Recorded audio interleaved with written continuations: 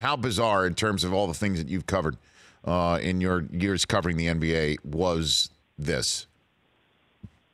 It was probably the most shocking because, look, it's not only I think it's probably the best job in the NBA because you are overseeing the NBA's marquee franchise, and it was not one in a state of disrepair. I mean, you had LeBron James, you had cap space, you had all your draft picks, you had solid young players.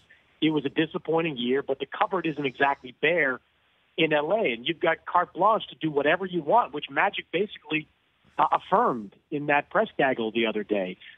And they weren't really clamorous for his job either. I mean, sometimes when guys are struggling in the role, you start talking about maybe they'll step down. You didn't hear any of that when it came to Magic. So I've been trying to think of something more surprising, and the NBA is certainly one big soap opera after another, but this has to be at or near the very top of the list. Well, in your piece that you wrote about this episode, this saga, you said essentially that this is an opportunity and that Jeannie Buss should throw dollars and rose petals at the feet of somebody elsewhere in the NBA community that's done this before and tell them to come run the Lakers for her. And it seems like she might not be doing that. As a matter of fact, according to Ramona Shelburne, expanding the role of Rob Pelinka, the general manager, former agent of Kobe Bryant, and as I should also say, Michigan Wolverine. So what are you hearing about all this, Chris? Well, I think we're still in a very wait and see mode right now. I mean, if everything is accurate about how this all went down, Jeannie Buss, her head has to be spinning a little bit. And, empowering Rob Pelinka now is the obvious thing to do. There's not a lot to do right now. Certainly draft workouts need to start being organized, and Rob Pelinka's done that before. But there's a little bit of room to kind of make a consequential decision. I would be stunned if they don't at least look outside the organization. I mean, they have infinite resources. They have, as I mentioned, an appealing job. Maybe Pelinka winds up being the guy. His relationship with the Lakers runs deep by extension of his dealings as the agent of Kobe Bryant. But this to me was Jeannie Buss's mulligan. Like she hired Magic Johnson, and that was fine. And at the end of a sour, run with Jim Buss and Mitch Kupchak, it felt like a reasonable thing to do. Now she knows that she needs something different. And, a lot of people have written this, and I agree with it. The Lakers are very much a family-oriented business. They've got to go outside the family. They've got to take a blank check and send it to the likes of Sam Presti or Masai Ujiri or R.C. Buford, somebody that has done this job at a high level in the past, and I think would be open to a Laker-like opportunity. If that isn't done, it to me is a catastrophic mistake for the Lakers. Well, are you allowed to do that, or is that tampering? Do you have to have permission to do that? I mean, aren't these folks that you just mentioned locked into contracts, Chris? It's not. Look, it's not tampering because you do have to. Like there are ways around. You don't have to ask permission when you hire anybody under contract. But I mean, we just heard all about this in the last week about Washington and their potential interest in Tim Conley, the GM of the Denver Nuggets. You can get around all that. Now, a team that has a guy under contract has the right to say no, and if they do eventually say yes, they have the right to ask for compensation, which I'm sure a top executive in the likes of Presti or Ujiri would bring back in return. But if you're the Lakers, who cares? Like, if it means giving up a first-round pick down the line to get Sam Presti, you go and you do it 100%.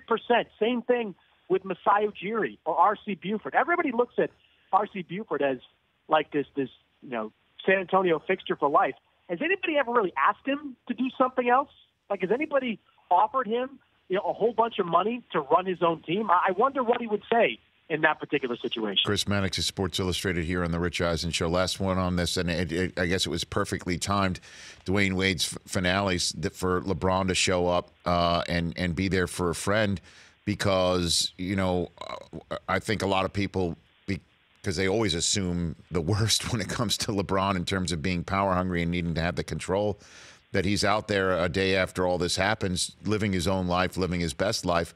How much does he have to do with this, and what's going on in LeBron's camp with 2+1 years left on his contract, and this all playing out mere weeks before the free agency period that's most crucial potentially in his stay with the Lakers finally arrives?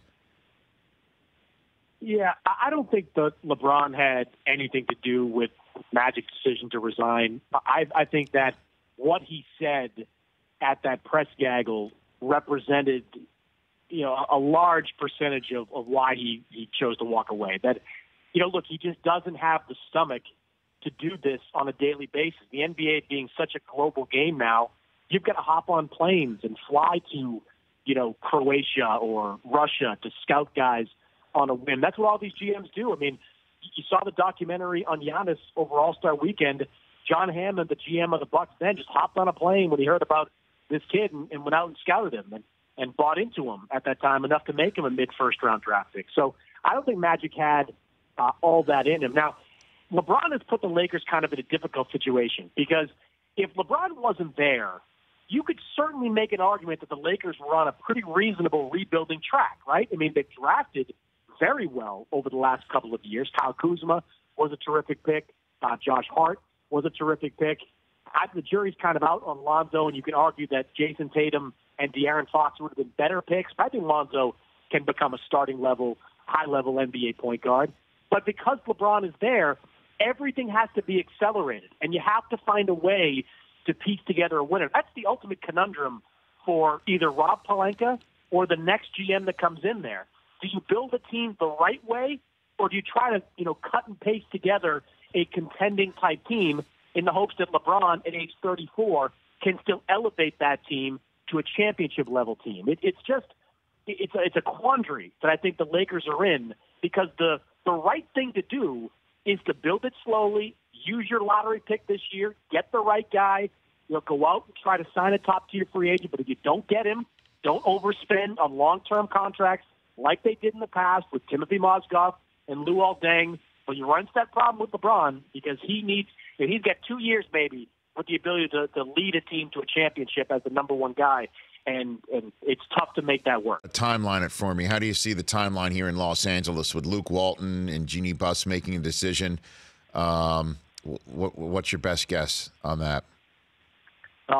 It's tough to read because until we know what they're going to do with that top executive position, I don't know. I mean, if the current regime stays in place with Rob Pelinka effectively being elevated, I think Luke Walton's going to stay because that means Jeannie Buss is going to have a lot of influence there, and we know, publicly and privately what we know about, that Jeannie really believes in Luke Walton. But if you're Jeannie Buss and you go outside the organization and you hire somebody, that person has to have the freedom to hire and fire their coach. That's just the way that it has to be. So I think Luke Walton is far more comfortable. I mean, I reported and others did that Luke was, I don't know if he had his office packed, but he was ready to go at the end of the season before this Magic Johnson presser. But I don't think he's out of the woods yet in terms of being their head coach next year. For more of The Rich Eisen Show, tune to Audience Channel 239 on DirecTV for free on BR Live or download the Rich Eisen Show app.